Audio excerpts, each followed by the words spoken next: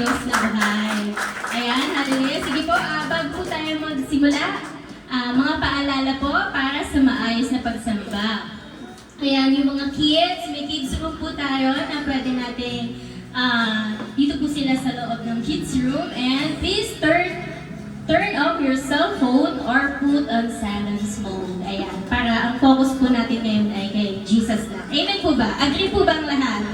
Amen. Ayan, at wala pong maingay and stay focused. Ayan, sige po.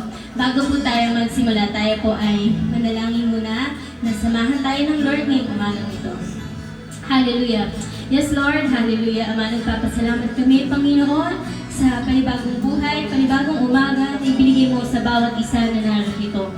Panginoon, naniniwala kami na may plano ka. Hallelujah. Sapagkat, Panginoon, hindi aksidente na dinala mo ang mga taong nandito sa iyong templo, sapagkat, Lord, ikaw ay may gagawin. Naniniwala kami, Panginoon, na ang pagsama ng iyong banal na Espiritu ngayong umagang ito ay mararanasan ng bawat isa.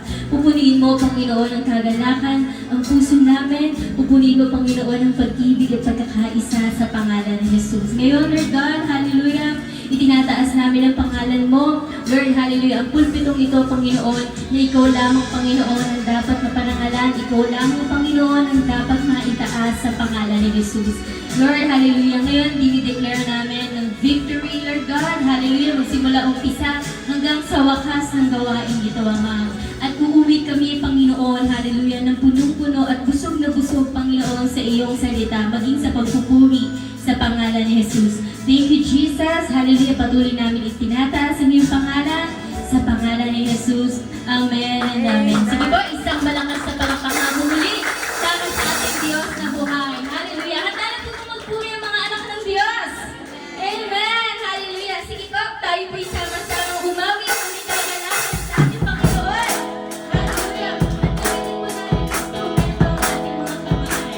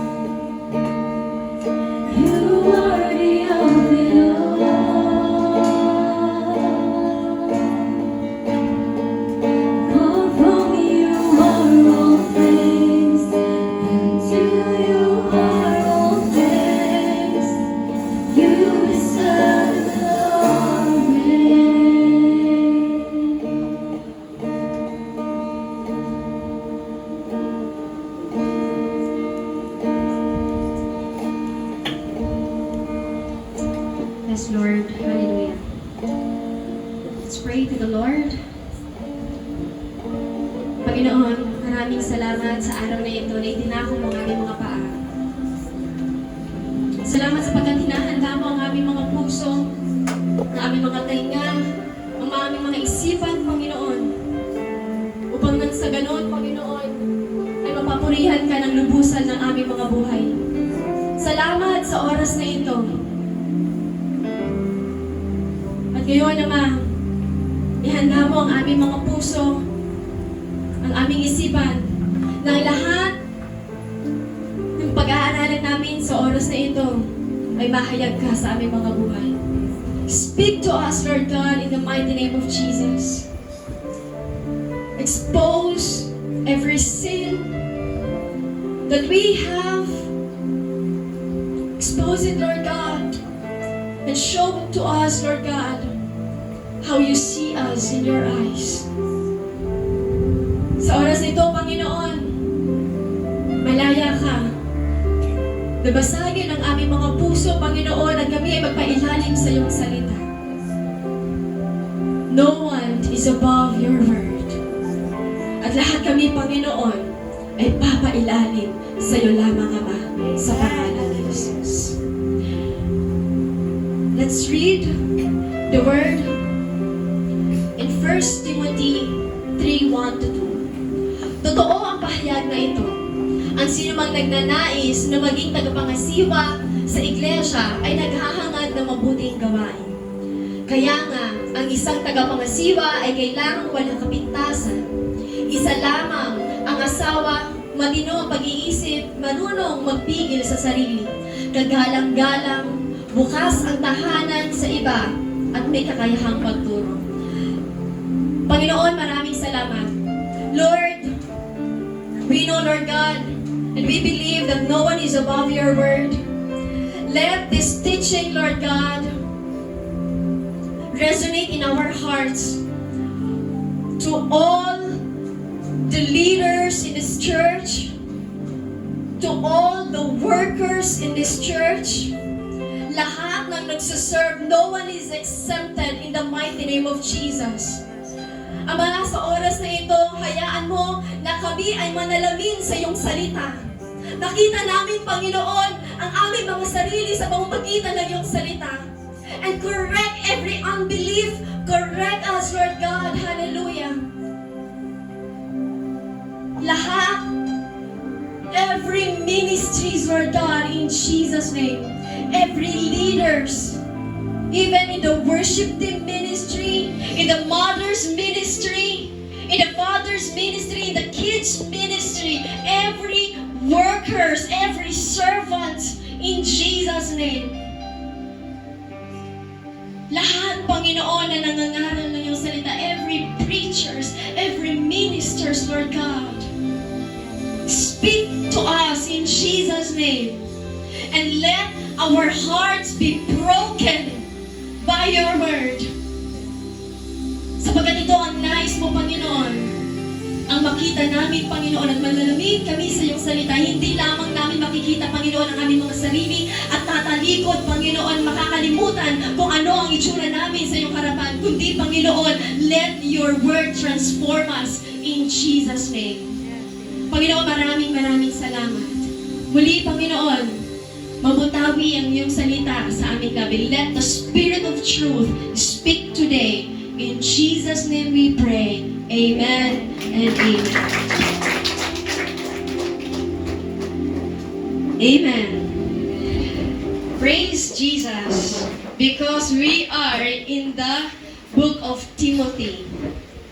At salamat sa Panginoon dahil tinuturuan tayo ng Panginoon. For if I am not mistaken, the last time na nag-share ako dito ay about kay Titus. Amen. And how the older woman and how the older men in the church should act here inside the church and even outside the church. Amen. At ngayon naman ay nataon na ang aking isi-share ngayon is about naman the leaders, the workers, the servants, and the ministers and preachers of the Word na ginagamit ngayon ng Panginoon. We believe that the Word of God is timeless. Amen. And the Word of God is hindi lang siya nagmamanifest nung time nila Timothy, nung time nila Pablo, but even up to this day. And God wants us to be submitted into that Word. Kaya ngayon, salamat sa Panginoon dahil habang pinag-aaralan ko po itong salita na ito, talagang grabe, on point ang Lord. Talagang walang na-miss out ang Panginoon sa kanyang kasulatan. Kung paano ba dapat ang mga leaders, ang mga workers, ang mga servants ng Panginoon na kung paano ang totoo at tamang paglilingkod. Amen? So ngayon, so ito po ay hindi po talaga ito ang tsura ni Pablo. Okay? So nakuha ko lang din ulit yan doon sa Google. Okay? But we are now in the book of Timothy. Ayan. So, 1 Timothy, it was written by Paul. Konting background lamang po because he was writing to Timothy na isang kabataan. Amen. Very young age. And I believe ang bawat isa dito ay karamihan sa atin ay mga kabataan. Amen. So, ngayon so Paul was deploying, tama po ba yung salita? Okay, dineploy niya si Timothy sa Church of Ephesus. Okay? Habang si Pablo siya po ay naka-imprison at that moment. So ayun po and habang si Titus naman po ay dineploy naman ng Lord ni Pablo sa land of, or in Crete. So, noong mga panahon na yon, so Titus and Timothy, kung mababasa niyo yung Titus and Timothy, it looks similar, okay? Because they are both pastoral epistle, okay? So, ayan. And Timothy was assigned by Paul to oversee Christian believers in the Church of Ephesus because of the reason na ang Ephesus ay napasukan din ng false teaching. So, kung mababasa din natin sa Book of Revelation, Ephesus is one of the 7 churches. Amen? Na-include doon, na isinulat naman ni John ang patungkol sa prophecy about the Church of Ephesus. So, ayan. So, konting background lamang po. Ayan. Ayan. So, ngayon naman, ang pag-aaral natin is the 1 Timothy 3. Leaders. So, things that should define a church. So, ngayon, konting background lamang po about, I believe na naituro na po ito ni Pastor Abel about the 1 Timothy 1, which talks about the sound doctrine. Okay? To combat false teaching na nanggaganap sa Ephesus ng mga panahon na yun. And also, sinabi ni Pablo, pinakita niya how he expressed his gratitude about the grace that he has experienced from the Lord because we know that Paul was a blasphemer, a violent man. Amen po ba? So, si Pablo ay isang persecutor. He killed many Christian believers. He killed many Christ followers na nangangaral ng salita ng Diyos. So ngayon, tinignan niya ang kanyang sarili na I am the worst sinner. Amen? Because of his actions before ng mga panahon na hindi pa siya nakakakilala sa Panginoon. But sabi nga po in 1 Timothy 1 na siya po ay nakaranas ng matinding kahabagan at matinding mercy from the Lord dahil dahil ngayon, siya naman po ay ginagamit ng Panginoon para mangharal ng salita ng Diyos. So, he became also an apostle of Christ, teaching everywhere. Mission ang kanyang, mission ang kanyang work in the Christian ministries. Okay? So, ayan. So, nagpupunta siya sa iba't ibang lugar. He was an apostle to the Gentiles. Amen? So, grabe, no? Isang persecutor, tapos biglang naging ginawa ng Panginoon bilang missionary to share God's gospel.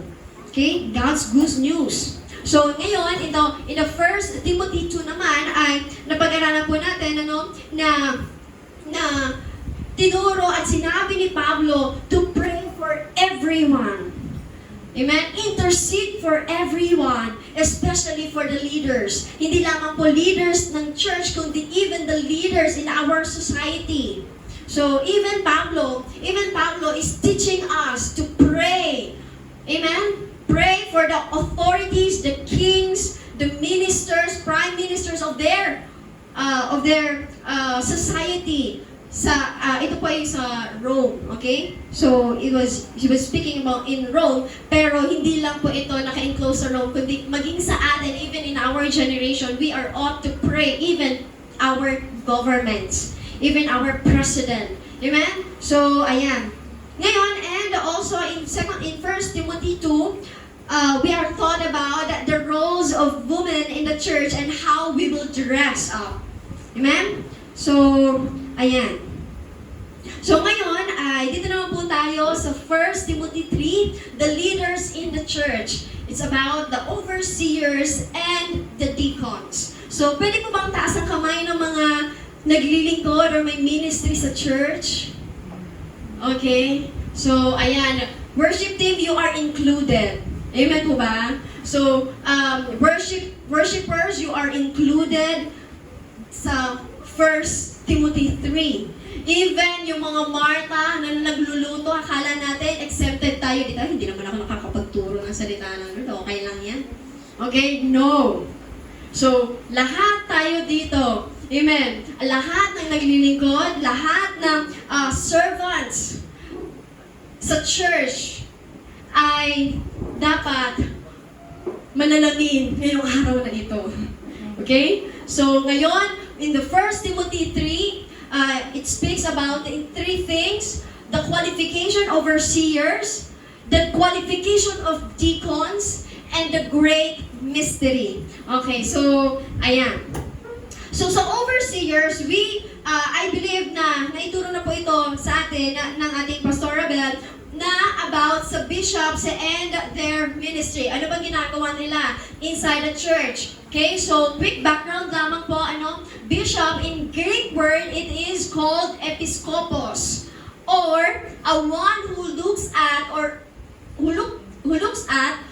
over intently in the church. Okay, so ayan, meron tayo actually ngayon nagiging title na lang ang bishop. Amen po ba? But everyone who works and everyone na nagmamanage or nangangasiwa ng isang church is an overseers. Okay? So, ayan.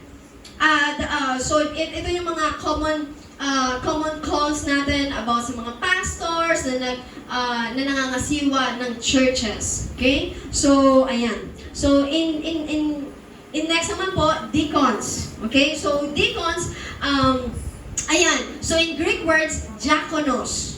So, pag sinabing diakonos or a minister or servant in the church.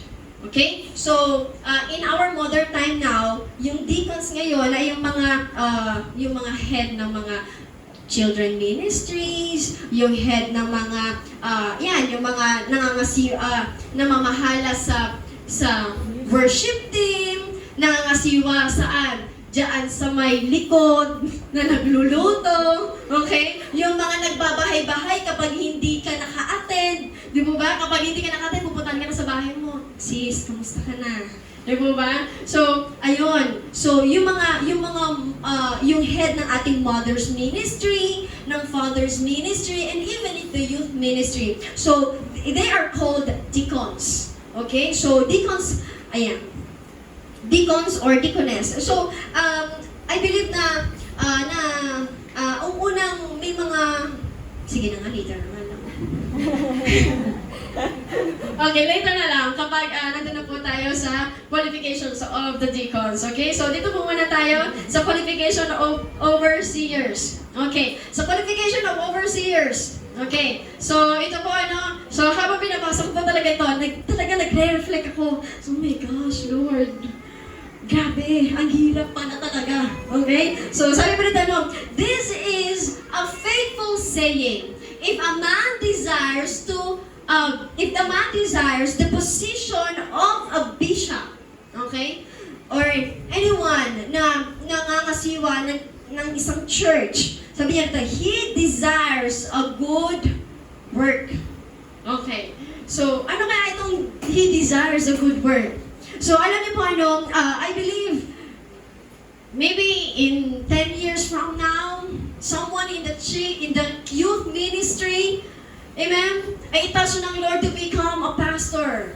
Someone here, habang ikaw ay nakaupo dyan, hindi mo alam na hindi mo alam na ikaw pala ay tinatawag ng Lord to become a pastor, and this is for you.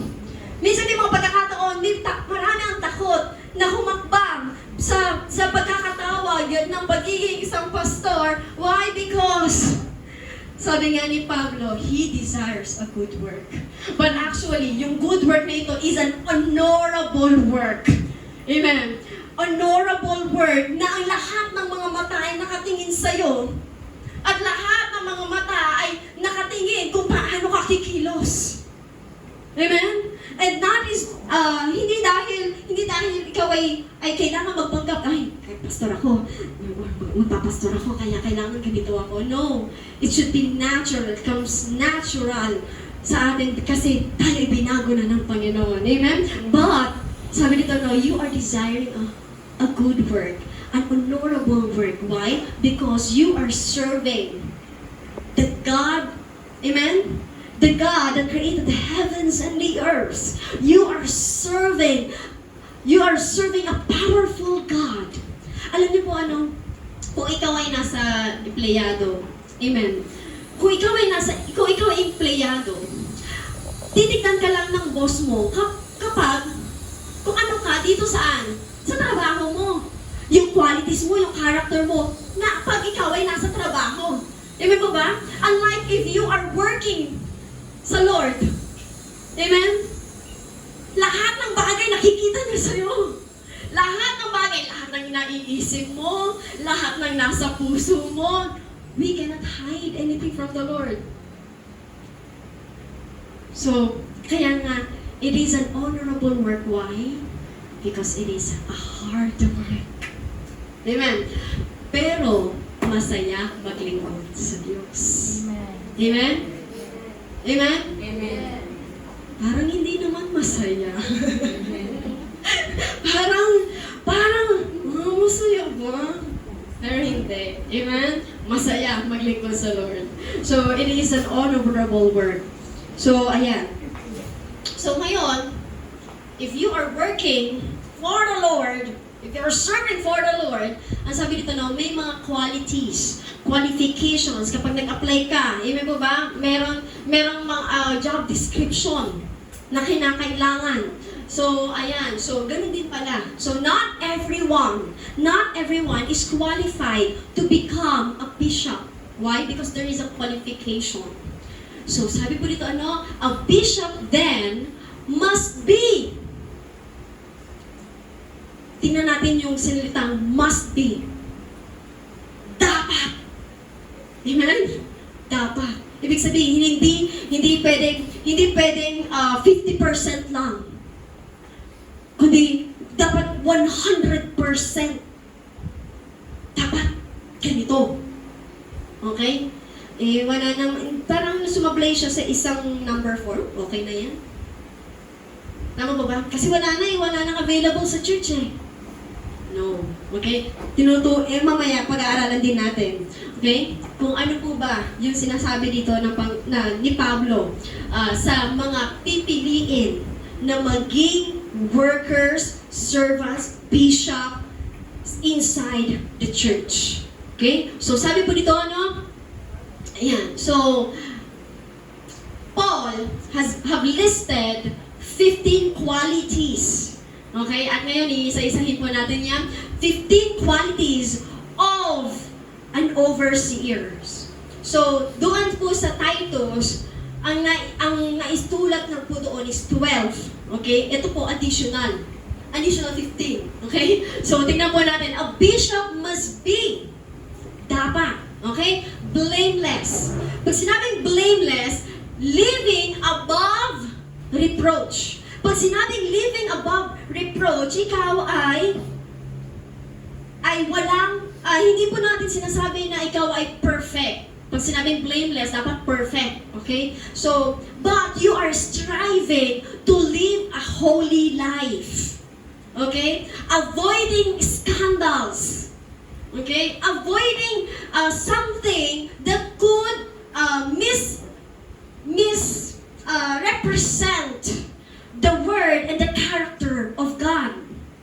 Amen? So, that is a blameless life.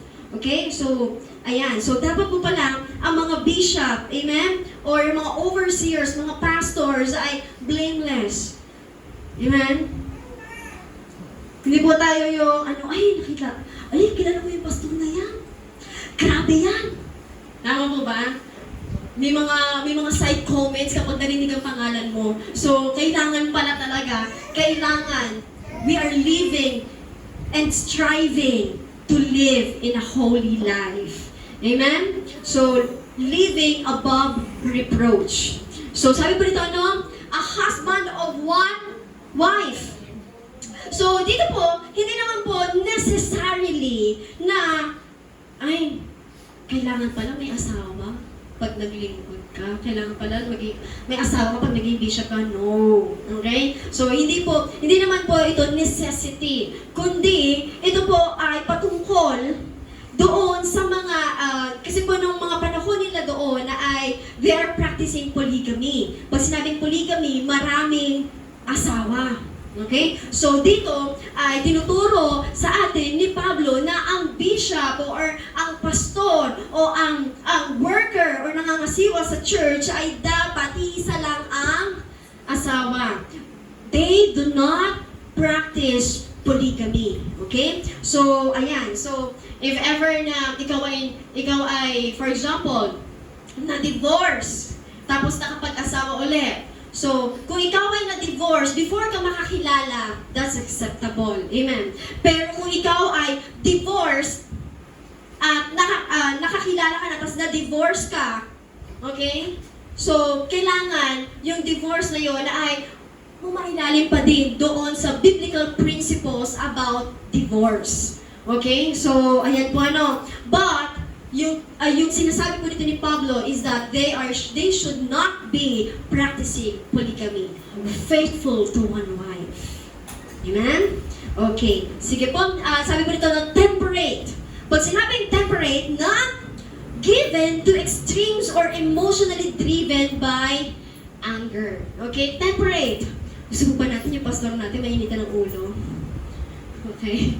So, tapik-tapik na lang po tayo sa ating mga sarili. Okay? Kung tayo po ay maikli pa rin ang ating mga pasensya. Okay? So, ayan. So, ngayon, kailangan po talaga Tama po. Kailangan natin manalamin ngayong araw na ito para makita natin ano po ba yung qualifications na sinasabi ni Pablo about the overseers. So, ayan, temperate. Okay? So, ayan. Hindi po pala kailangan na ay naroon ang pagpipigil at kahinahunan. Yan po ba? Kahinahunan, no? Bakit mo naman nakikita kong mga nagsisitapikan na po ang bawat isa dyan? Okay? So, ayan. Sabi po dito, sober-minded. Ano ibig sabihin ng sober-minded? Yung sinasabi po dito na they can decide with clarity. So, yung sober-minded, alam niyo po, minsan may mga pagkakataon na nakakarinig ako sa mga pastor na about mga green jokes. Tama po ba? Yung may mga about mga jokes na talagang alam mo, nasasarili mo lang. Parang mali naman yun. Tama po ba? Parang hindi nakakatawa. Bilang isang Kristiyano, parang nabago na yung pandinig mo eh. Ayun po ba? Binago na ng Diyos yung pandinig mo na alam mo ang mga bagay na nakakatawa at hindi nakakatawa. So, kapag na pala, nagmula yun sa isang pastor, parang mapapaano ka din eh. Mapapaisip ka, At maninibago ka na nanggagaling iyon sa pastor. Yung mga green jokes, di ba ba? May mga jokes talaga na talagang below the belt. So, ayun. Kaya, ingat-ingat po tayo sa mga, sa ating mga mga leaders and mga deacons inside the church. So, wag na po natin i-practice yung mga green jokes na kung saan kahit ang mga hindi mananampalataya ay pag narinig nila yun sa'yo, ay, Kristiyano ba talaga? Bakit parang kamukha naman natin sila? Hama po ba? So, ayun. Okay? So, ayan. And they can decide with clarity. So, dapat alam nila kung ano po yung what is evil and what is glorifying in the eyes of the Lord. Okay? So, with good behavior. Sabi nito, orderly and modest.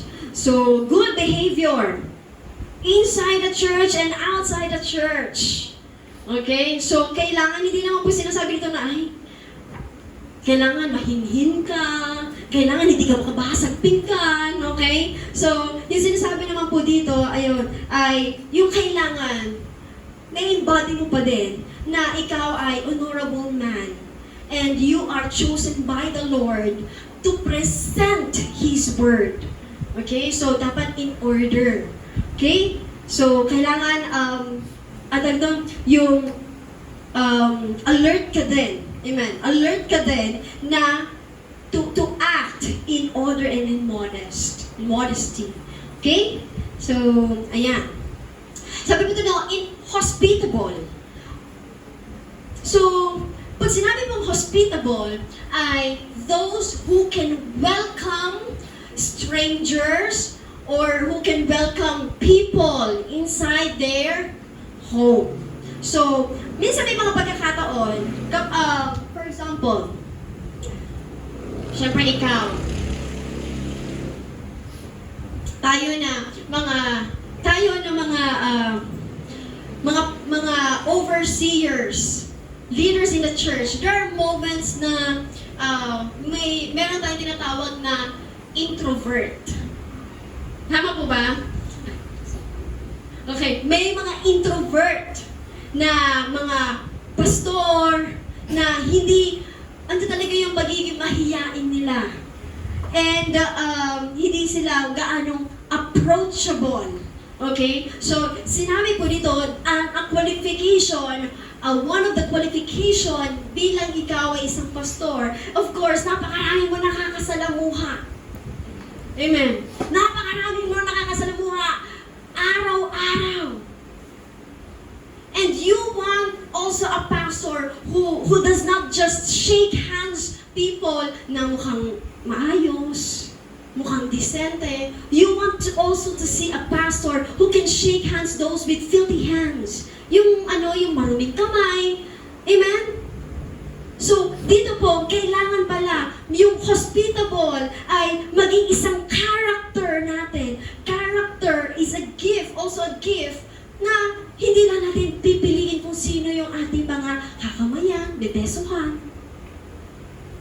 So, kahit po ang bawat isa na narito, amen? If you are a leader, if you have a position in the church, or if you have a ministry in the church, all the newcomers would love to feel welcomed. Amen? Yung hindi nila mafe-feel na kahit kahit bago, ay bago sila. Kundi ma-feel nila that they belong into this church. Amen? Amen po ba? Minsan may mga pagkakataon, papasok sa church, tagtad ng tattoo. Amen? Paano kaya pag may pumasok dito ng isang tao na tagtad ng tattoo? How could we welcome them? Amen? Amen po ba?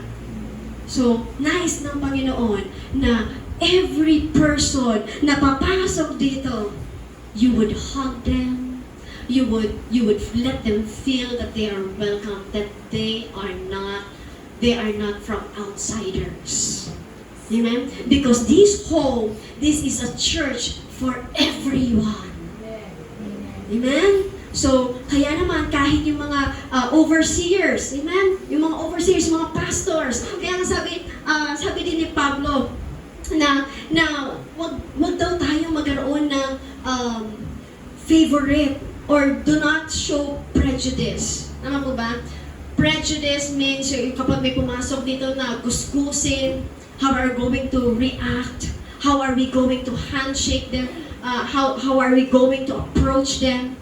Na kung mayayaman lang ba yung i-welcome nyo? At yung mga pag may pumasok ba dito na isang gusgusin ay hindi nyo napapansinin? Amen po ba? So, do we understand? So, nais ng Panginoon na makita ang pagiging hospitable, even how introvert you are. Amen. Even how shy you are. So, kailangan pala, lalabanan din yun. Yung shyness, yung timidity. Sabi nga ni Pablo, na, for I have not given you, amen? For I have not given you spirit of fear or timidity, but of power, love, and self-control. So, yung timidity na yun, yung shyness, hindi na. So, minsan may mga pagkakataon, if you are an introvert, Lord, iiwan ko yung pagiging introvert ko dito. Sa bahay.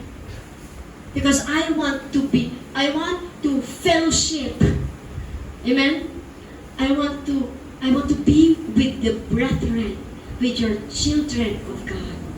So, ayan. Mamaya magyayakapan na po yung mga ako. Amen. So, ayan. Okay? So, sabi ko tanong, able to teach. Pag sinabing able to teach, ayan, skilled enough in the knowledge of the Bible to teach. Of course, we want a leader na who knows better about the Word of God than us. Amen po ba? Siyempre gusto natin, yung leader ko, nagbabasa ng Bible. Gusto ko yung leader ko, nag-aaral ng salita ng Diyos. Gusto ko yung leader ko, naroon yung passion niya for God's Word. Because you leaders, you ministers, you preachers, even you worshipers, God would want us to know His Word more than a regular member. Because if we do not know what is in the Word of God, how can we be able to share gospel to those people who doesn't have any knowledge about the Word? Kaya nga not everyone is qualified to be an overseer, to be a pastor, or to be a deacons, to be a workers. Amen? So, nais din ng Lord na hindi ka lang tumutugtog dito, kundi may devotion ka din. Amen. Hindi lang ikaw ay MC or presider dito, kundi ikaw din ay may alam sa salita ng Diyos. Hindi lang ikaw ay tagaluto doon sa likod, na kapag service time, dito na lang ako. Nagluluto pa kasi ako eh. Amen? So, hindi. kailangan tayo din, meron tayong alam sa salita ng Diyos. Because you don't know when God will use you. Hindi mo alam, kaya kailangan, dapat prepared. Dapat may alam. Amen? So sabi po dito, no, able to teach. You know what? Kailangan din pala ito, ano, na kailangan din pala ng bawat workers, ng bawat servants to know the word.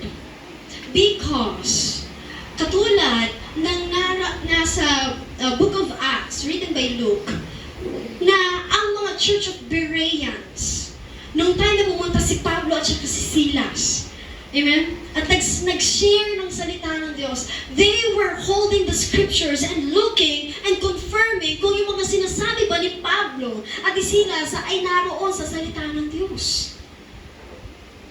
So, ibig sabihin pala, no, we also need those people, those servants of the Lord who have the knowledge in the Word of God. Because it could be a safe net for the preachers who preach here. Amen? At ganun din po, ano, sabi nga po ni Pastor Abel sa akin, na sabi niya, Nes, if you find me something if you find me na mali yung natulog ko, correct me ha. Amen? Kasi bakit? Because it's a safety net that there is someone, there is an elders, there are deacons, there are servants who knows the word and how to spot false doctrine, false teaching inside the church. Amen? Parang may mali doon sa natulog ni Nes. Ngayon, you come up to him and then with gentle, correct them. Why? Because ang nais din ng Lord para sa bawat isa ay makita natin, amen, na we are not in track of false teaching. It's a safety net. Safety net. Kasi kung walang mga elders, walang mga deacons, or walang mga servant of the Lord na nakakaalam sa salita ng Diyos, if there is just one slight false teaching, it could ruin us in the long run. Amen? Kaya kailangan safety net, may mga advisors. Amen? Kaya nga sabi nga po ni Pastor Robel sa akin, if ever na ikaw,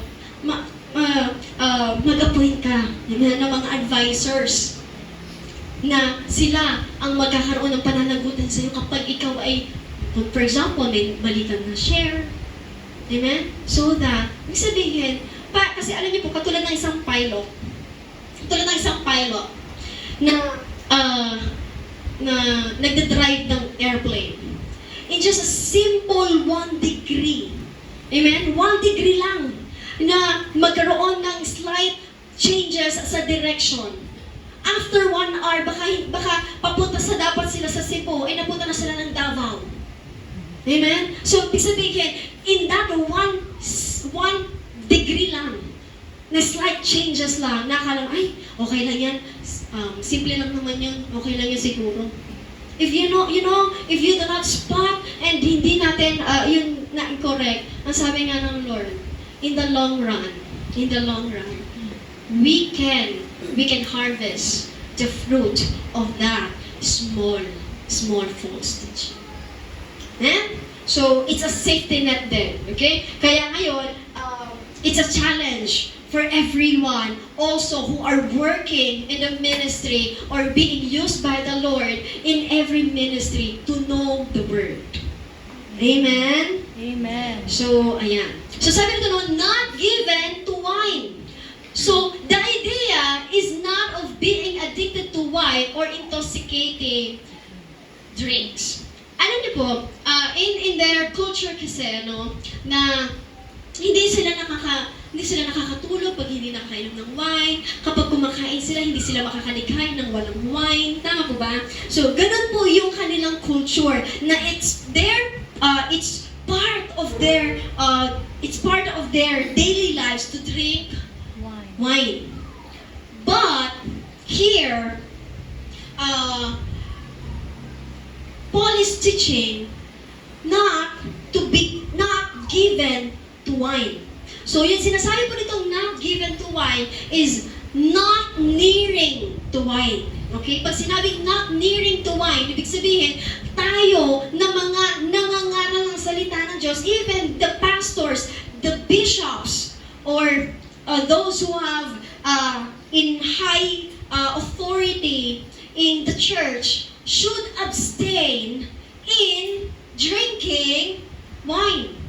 So, ayun. So, hindi naman siya totally to abstain, but not to be addicted.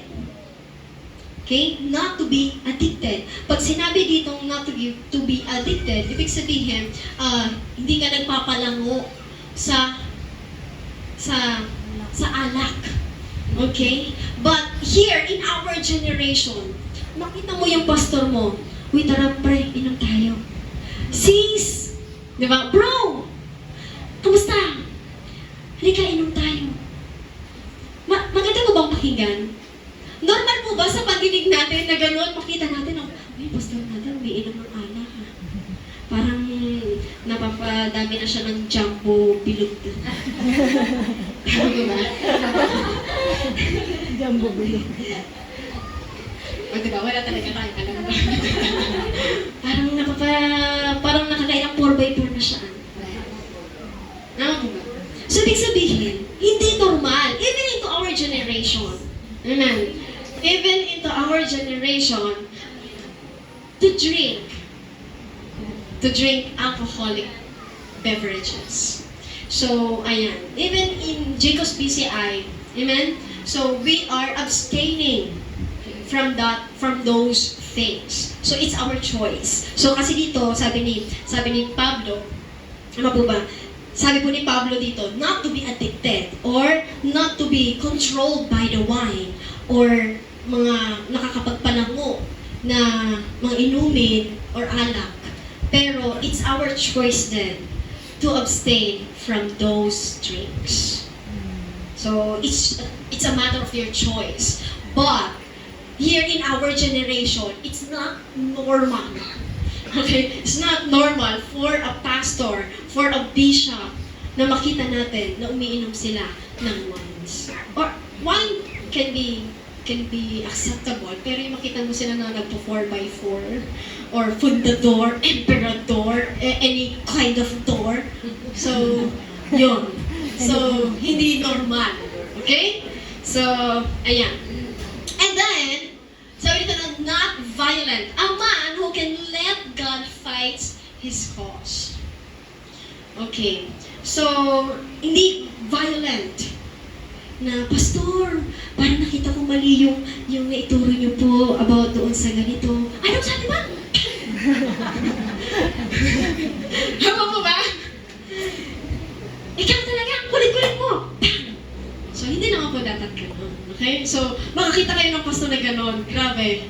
Parang hindi talaga siya normal. Oh my gosh. Talagang, sige, lipat talaga ako. Parang ayoko ng gano'n na literal na namamalo. Okay? So, violent.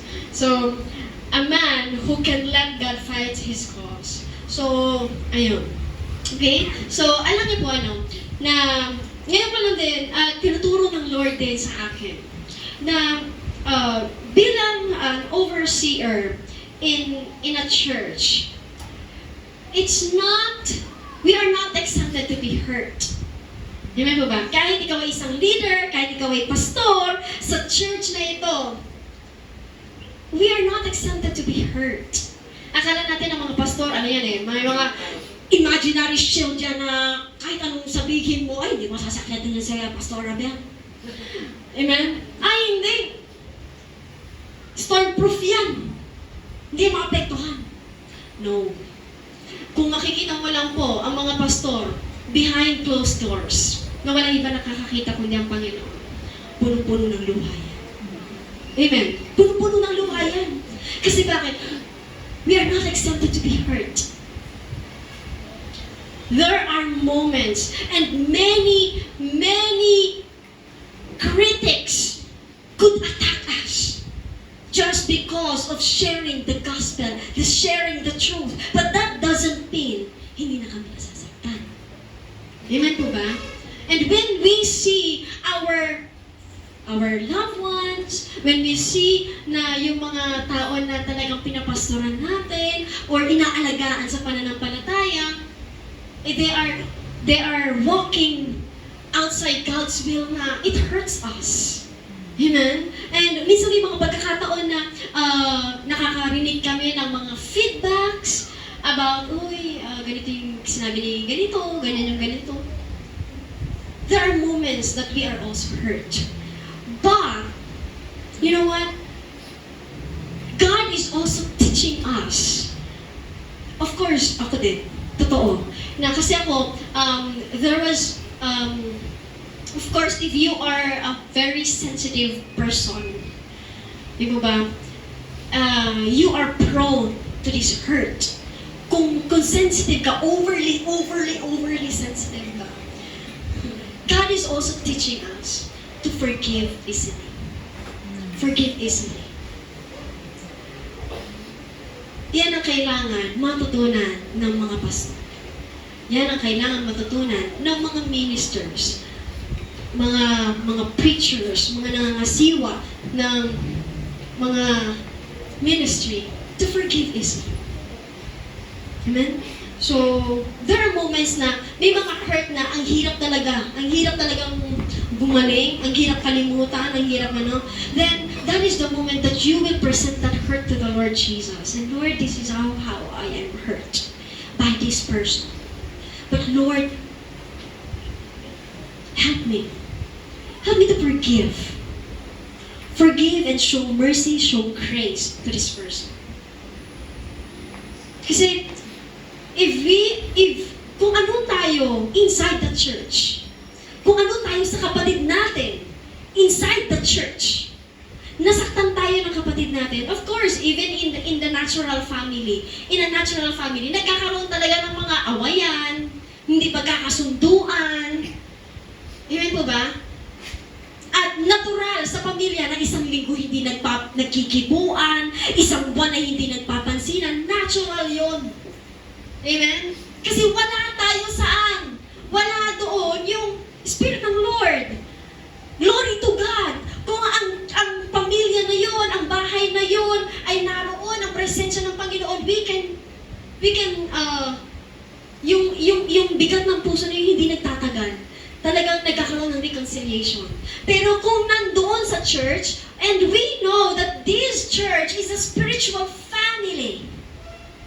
At kung nagsama-sama sa church na ito ang matampuhin, unforgiving, nagsama-sama sa church ang matitisuring, nagsama-sama sa church ang yung sensitive. Paano na kaya tayo? Amen? So, kaya pala, tinuturo sa atin, not violent. Of course, if how we are in the church and how we treat our sisters or brothers in Christ, how much more kapag nandun na tayo sa outside world? Na kung saan, paano kapag nasaktan din nila tayo, how are we going to react? Amen po ba? So, kaya God wants to teach us to forgive easily. Kaya nga sabi ni Pedro, love covers multitude of sin. Kaya pala, sinabi din ni Pablo na make allowance to someone's fault. Na kapag ikaw ay nasaktan, you can still extend grace. You can still extend mercy. Amen? Amen po ba? May mga hurt na mahirap talaga at hindi natin kaya magpatawad, but God will help you as long as you also want to forgive that person. Is forgiveness a choice? Is forgiveness a choice? Yes. Okay? Forgiveness, we also, sabi ng Lord, forgive. How many 77 times. Ha? So, ibig sabihin, this church should be, tinuturuan tayo ng Lord on how to forgive quickly. Love! Love! Love. Amen? Parang tayo Amen. Okay. So, sabi po dito, not greedy for money. Not greedy for money. So, you know what? Maraming pastor, maraming overseers sa church na hindi exempted sa ganito. Okay? So, we are attacked by the enemy in 3 things. The power, the lust or sex, and in money. Okay? So, ngayon, if you are a worker or servant or preacher, guard your heart in these 3 areas. Okay? The power, the lust or the sex, and the money. Why? Because, sabi nga ito, not greedy for money. So, kailangan pala accountable tayo or di kaya kailangan pala we can hold credibility. Credibility. Dapat na pagkakatiwalaan tayo sa paghahawak ng kaperahan ng church. Or kahit na we don't want our lives to be associated na si pastor na-fall siya sa sin of lust or sex or na-fall siya into power. So, ayun. Kaya at kailangan pala, sabi nito, who can be trusted of God's wealth, not greedy of filthy lucre. So, yung sinasabi po dito ng Lord, ni Pablo, is that we should be carefully manage God's wealth inside the church. Kasi mabilis, okay? Mabilis tayo mapulaan kapag dating sa pera.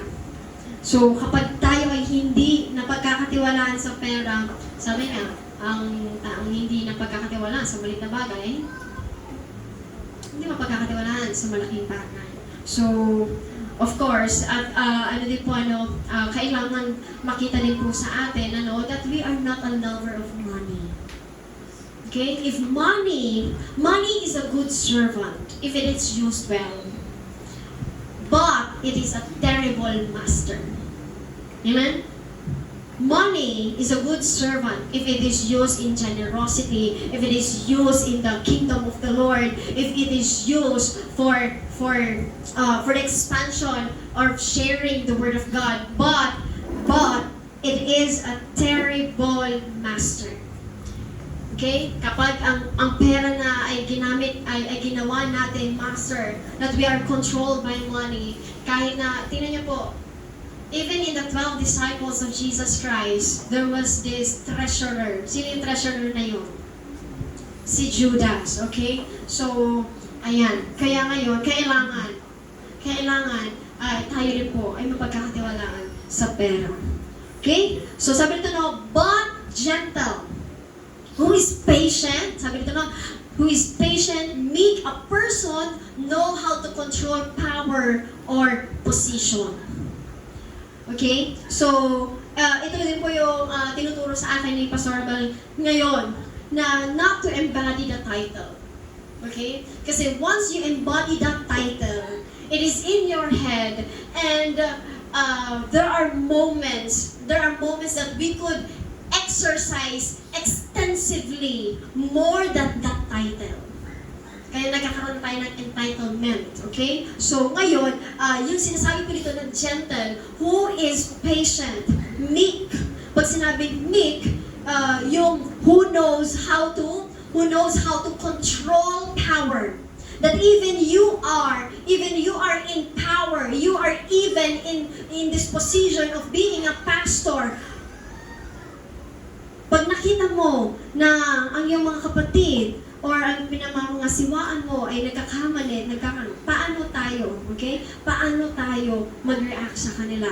So, this one is, God is teaching us, and even Paul is teaching us to be patient, to be gentle.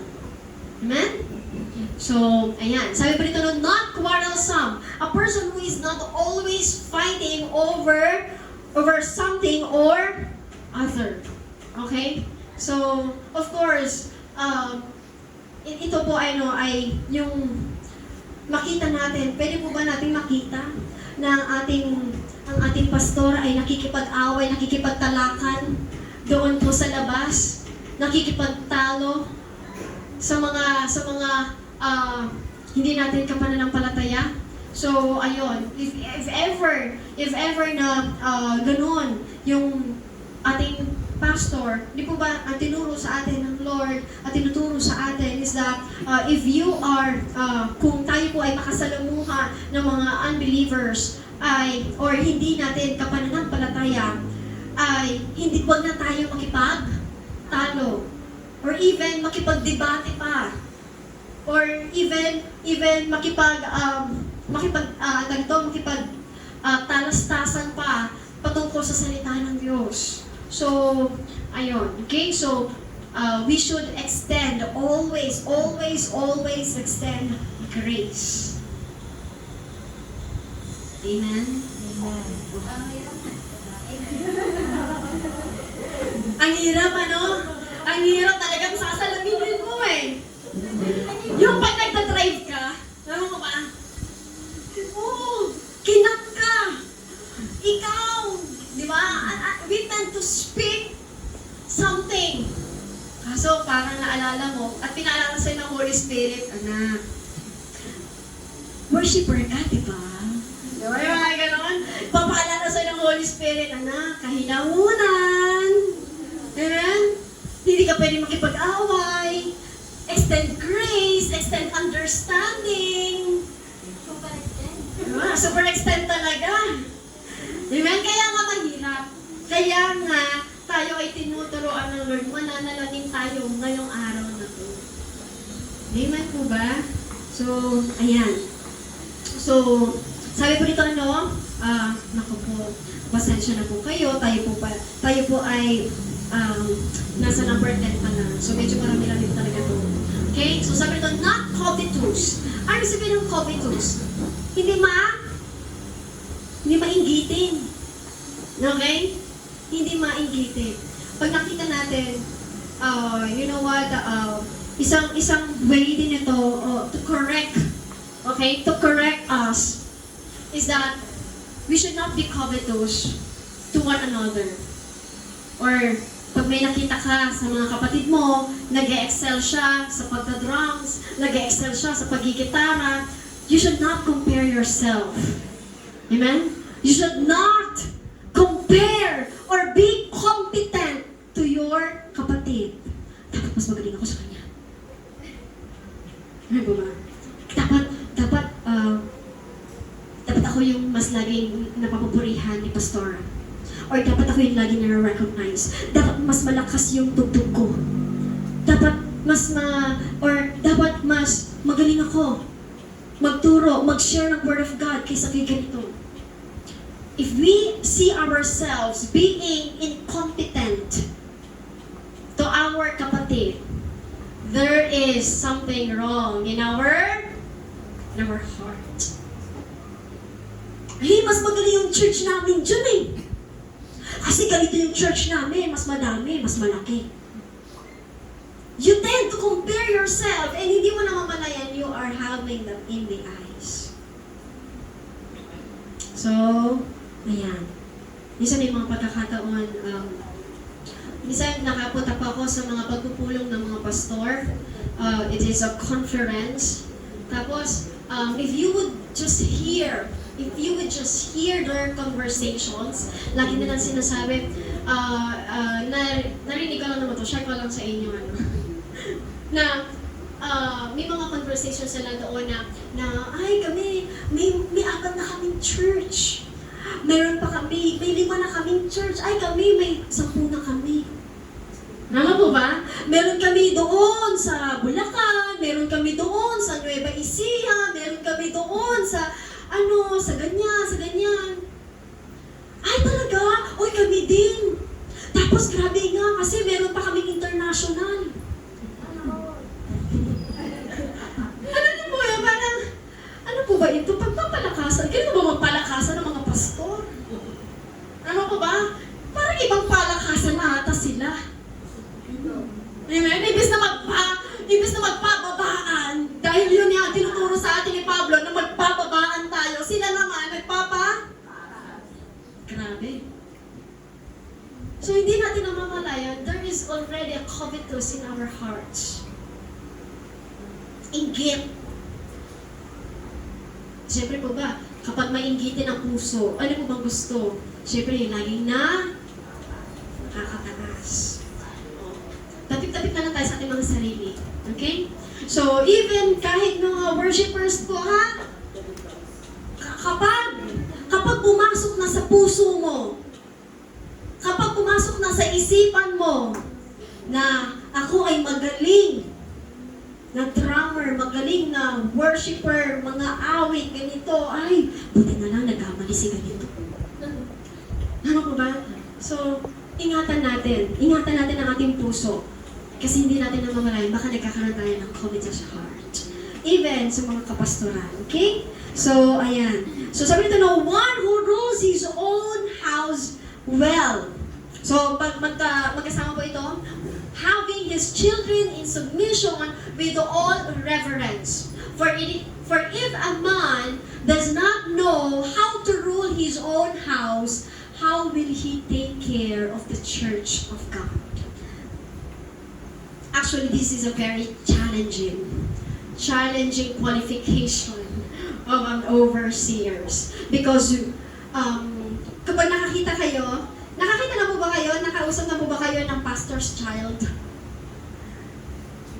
Di ba napakatindi ng pressure ng isang pastor's child? Kasi bakit? Ay, pastor yung papa ko, pastor yung mama ko. Kaya kailangan ganito yung maging actions ko kasi pastor sila eh. Tama po ba? Pero hindi natin namamalayan. Alam niyo po, if you are a pastor or if you are an elder in a church, and you tend there is, of course, we cannot stop the generation or the season of your children to wander.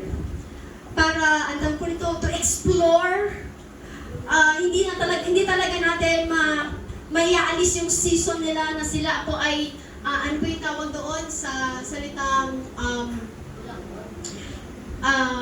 yung talaga nagkakaroon sila ng rebellious seasons. And ngayon, ikaw bilang nanay na elder sa church, ganito ka pa naman, paano sasabihin sa akin sa church? Tama mo ba? So, imbis na maka-impart tayo, ma-impart natin si Jesus Christ, we are imparting pressure. We are imparting performance task to our children just because we want them to act nicely and doesn't want them na makita tayo. Amen? Makita tayo at mapulaan tayo sa makita nila. Pero, you know what? Hindi, napakahirap. Okay? Napakahirap. Our church, your family is your first ministry. Amen? Even the pastors. If you care so much about the church and you do not care about your family, you are in a wrong motive. Amen po ba? Kasi, if you care so much about the church, how the church people would see you, rather than extending your grace, extending your heart, extending your hand, extending your love to your family, how are we going to be an effective minister, preacher, or even a worker inside the church if we cannot extend love to our family? Okay? So, dapat sa atin, God is teaching us, Paul is teaching us, not to forget our family. Okay? So, ayan. Kaya, minsan alam niyo po, minsan may mga pagkakataon din na, yung mga pastor, ito narinig ko lang naman po ito. Pag ako'y namatay, ang anak ko ang gusto kong magmana at magpatuloy sa church. Di ba ba? So ngayon, yung anak, imbes na wala naman talaga yung puso niya sa pastoring, wala naman talaga yung puso niya sa shepherding, wala naman talaga yung puso niya even in the ministry, in the worship ministry or what, nagkakaroon tuloy ng alin? Pressure. And nagiging ito ay isang performance na lang sa kanila. So it's not really because of their relationship with God. So let's be careful. Okay? So, I believe na one of you, in God's time, He will call you. And if you will be a pastor, syempre, our first ministry would always our family. Start now.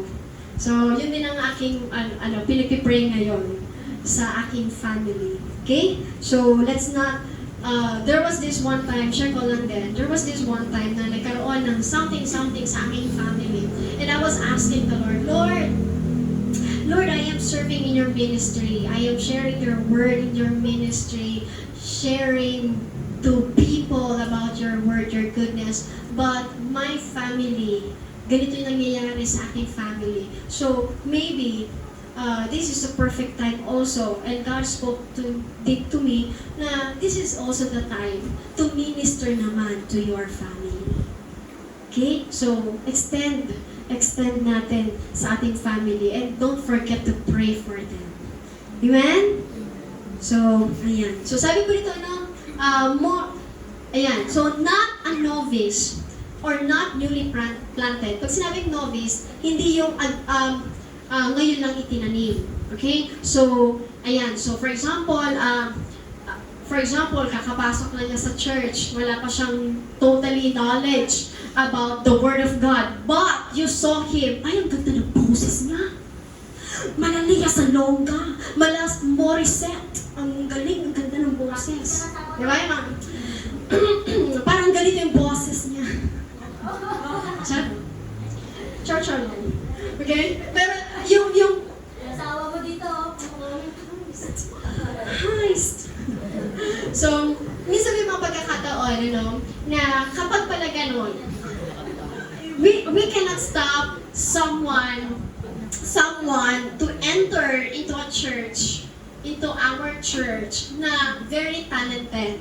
Okay? May magandang boses, or magaling tungtog, magaling magkitara and everything. For example, bago pa lang siya, tapos wala tayong gitara or pianist. And then marunong pa na siya mag-piano. And then, you saw this gift, this talent. Uy, saktong-sakto, bigay ka talaga ng Lord. Di ba? Or ikaw atang pinagpipray namin, matagal na. Okay, sige. Dahil marunong ka, okay, hawakan mo na. Tama po ba? Let's go! Kaso, pagdating sa nung nag-practice na, ayun na. Gusto ba na yung tugtog? Gusto niya na, mas malakas na siya. Amen? Or kapag yung back up, mas malakas na siya sa back up. So, o di kaya, may mga pagkakataon na nagkakaroon na ngayon ng spirit of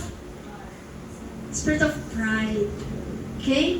Why? It is very dangerous. It's very dangerous to appoint someone who is newly in their belief, newly in their walk journey with Christ. Why? Kasi they would see their talent more than their transformed character. Okay? And it's sad. You know what? In the long run, that person who is used by the Lord without in the process of transforming his character will soon have this kind of trauma in their hearts. Why?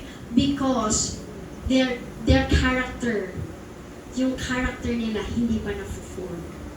Okay? So ngayon, nagkakaroon ngayon ng pagkabalisa.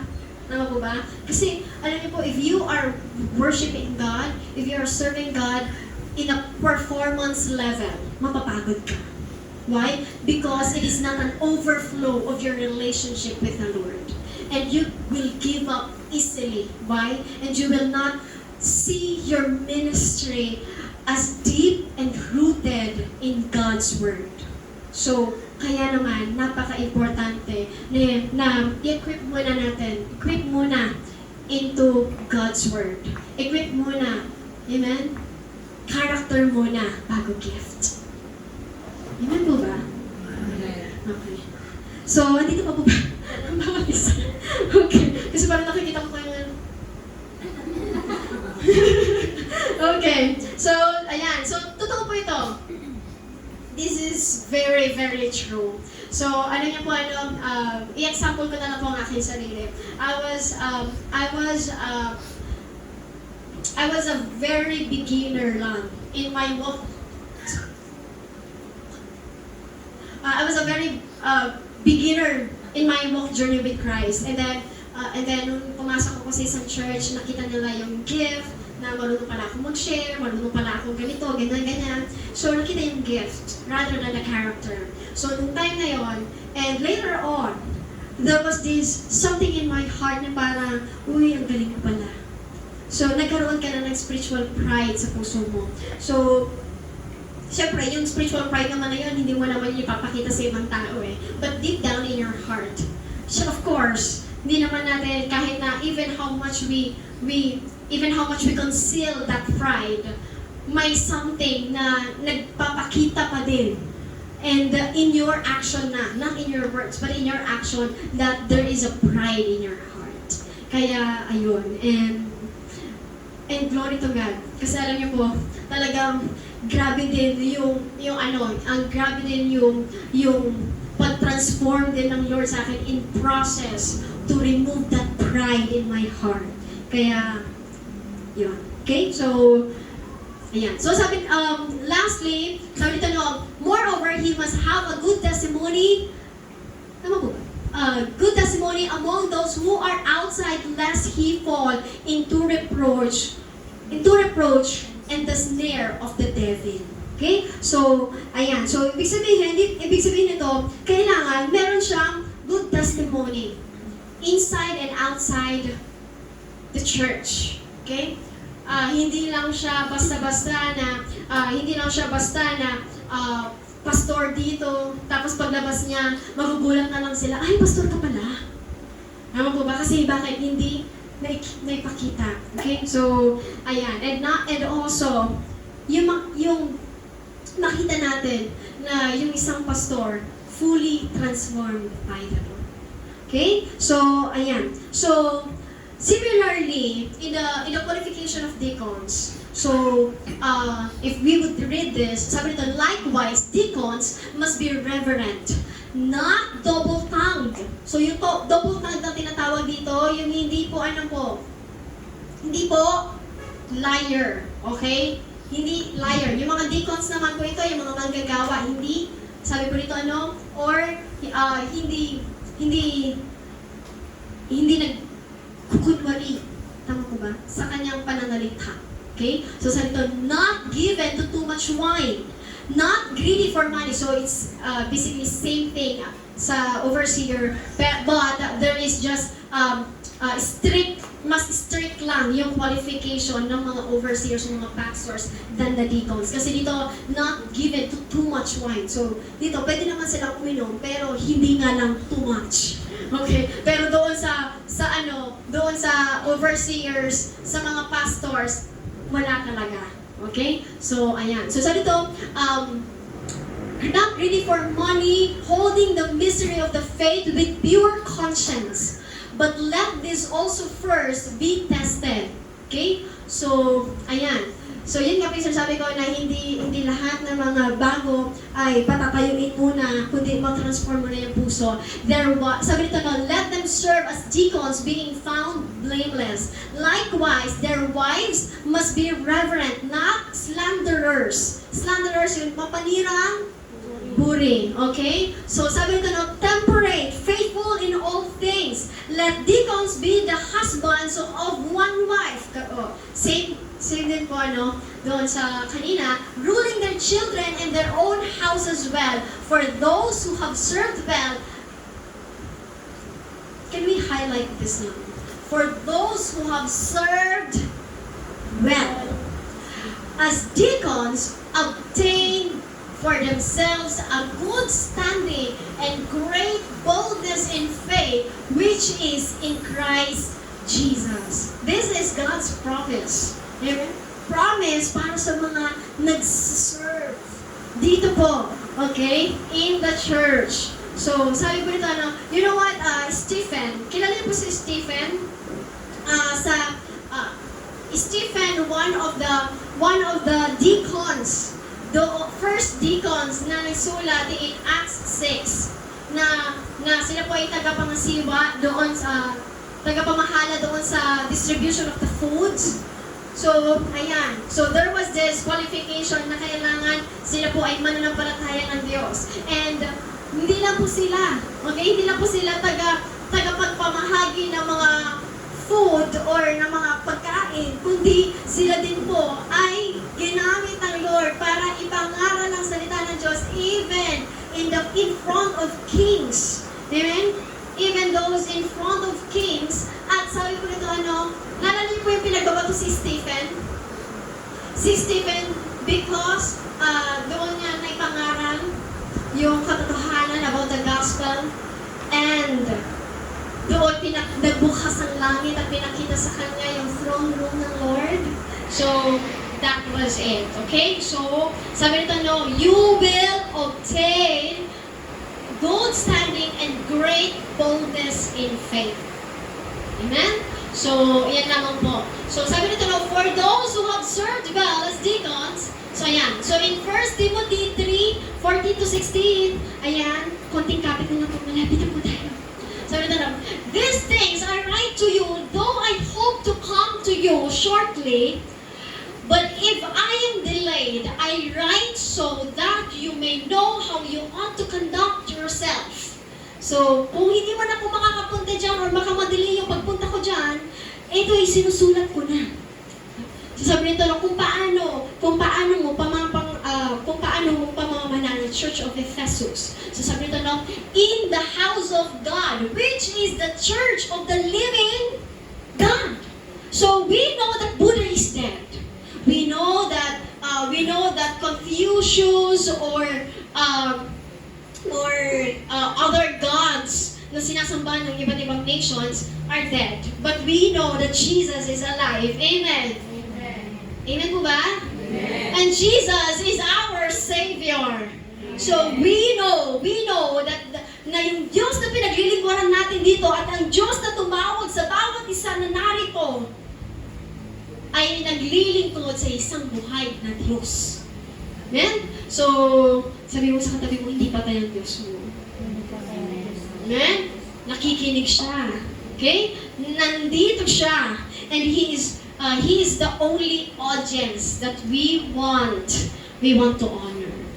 Amen? So, kapag ikaw yung maawit, pag mo isipin yung mga congregation na nakikinig sa iyo, ang isipin mo yung pinakamahalagang nakikinig sa iyo ngayong oras na ito, it's no other than Jesus. Okay? So, kapag ikaw ay tumutugtog, kapag ikaw ay nanangarap, may one audience tayo.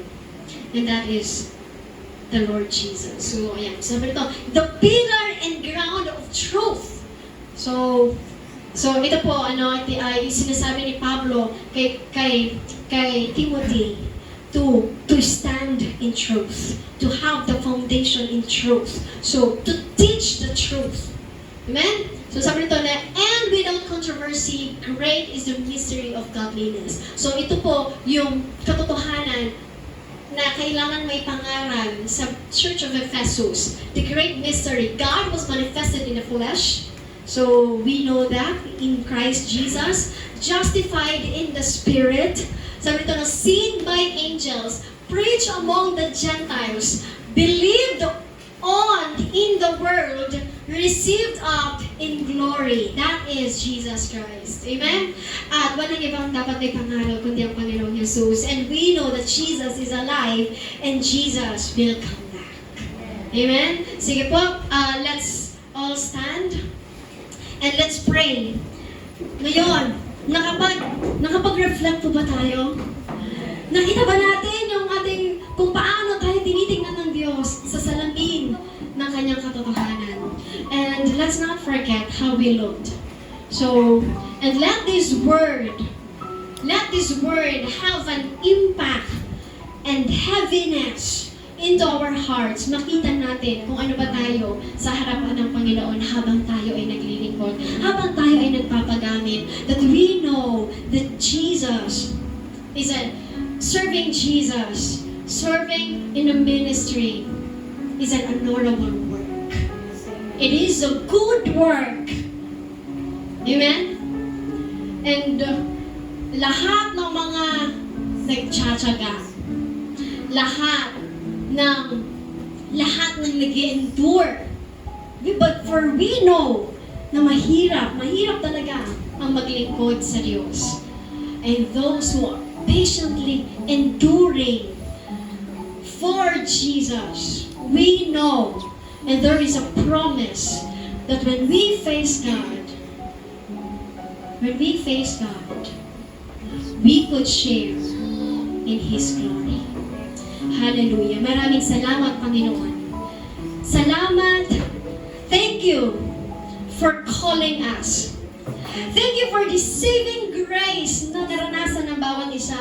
A special grace. Na katulad ni Pablo, Panginoon, nakita niya na hindi siya karapat dapat. He is the worst of all sinners, Lord. We are once like Pablo, a blasphemer of your word. We are like Pablo, Panginoon, who denied your word. But now, thank you for using us and giving us a special grace. Pagkat hindi karapat-dapat, Panginoon, marumi at nasa kadiliman noon. Salamat sa napakagandang mong kahabagan na ngayon ay ginagamit mo para sa iyong kaluwalhatian. Salamat, Panginoon. Thank you, Jesus. We thank you, Lord, for all the ministers, for all the preachers, for all the servants, for all the worshipers na ginagamit mo, Panginoon, sa church na ito upang patuloy na makapagpalakasan naman at patuloy at sama-samang kumain ng iyong salita. We pray, katulad ng ibinahagi ni Pablo, Panginoon, kay Timoteo, the qualification of leaders. At ngayon, Panginoon, we know na in this generation, kailangan din namin malaman ang qualification mo ito, Ama, upang patuloy namin, Panginoon, na makapaglingkod sa iyo ng may katotohanan na ikaw, you are the abundant grace that flows through us. Kaya kami nakakapag-serve ngayon, Ama. Na hindi namin, Panginoon, makita that we are gifted. Hindi namin na makita, Panginoon, na kami po ay mahalaga. Kundi makita namin, Panginoon, na kami kinahabagan mo. And it is a privilege to serve a one true living God and to be used by you. Maraming salamat, Panginoon. Ngayon, Panginoon, that we have known your word, the qualification of true servant, we pray na sa salamin na ito, Panginoon, hindi namin makalimutan kung ano yung pinaranas mo, kung ano yung in-expose mo sa aming mga puso, yung mga bagay na nais mo maitubig sa amin, Panginoon, upang patuloy, hallelujah, na ikaw ay mapaglingkuran naman. We want to glorify you in our lives and be used by you for your glory. Thank you, Jesus. Lord, binabalutan namin ang inyong salita, lahat ng narinig namin, Panginoon, na iyong mapagpalang dugo. In the mighty name of Jesus Christ. Everybody say, Amen.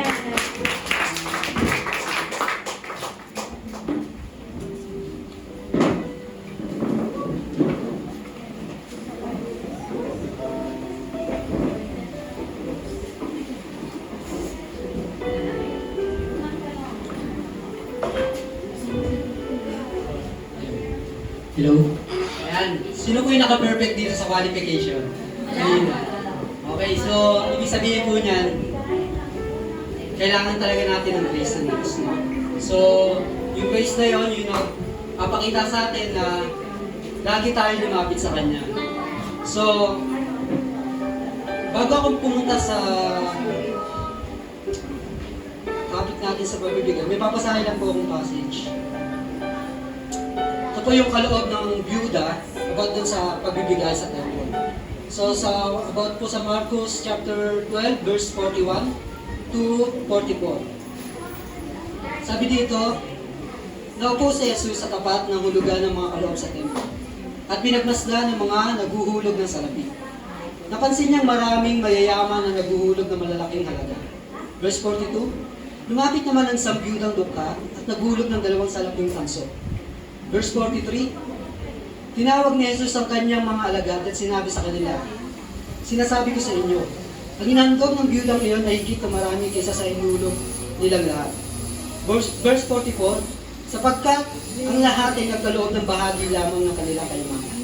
Ngunit ang binigay ng babaeng iyon, bangabat siya ay dukha, ay ang buong kinabubuhay. So, bakit nga ba pinuri si Jesus? Bakit pinuri ni Jesus yung byuda? So, ito pong bago pala yun, may tinatawag silang temple treasury dun sa templo.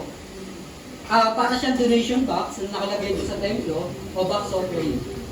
So, etong temple treasure na to, ginagamit siya for temple maintenance, charitable purposes, and religious offering.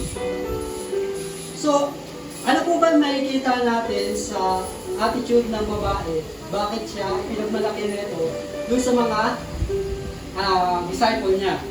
So, una po yung trust and faith. Hindi siya mabibigay nang wala siyang faith. Kasi yung 2 tanso po na yun, isipin niyo po yung kalagayan niya, isa siya po siyang byuda. At yung mga panahon po na yun, pag byuda ka po, wala ka pong pinagkukunan. So yun lang, umaasa lang po siya sa mga charity po, umaasa o bagamat meron nagbibigay sa kanya, is napaka-importante ng 2 tanso na barya na ibinigay niya. So, paano po natin siya masasabing trust and faith? Kasi nagtitiwala siya sa Diyos. Kapag naman alam niya na araw-araw ka nakikipaglaban sa gastusin mo, araw-araw kang, araw-araw ka nakipag-strive. Siyempre, may mga anak din yun. Kasi sabi niya, byuda. So, nandun yung pananampalataya na hindi siya papabayaan ng Diyos. No? Yun yung pinangahawakan niya. Pangalawa, she find way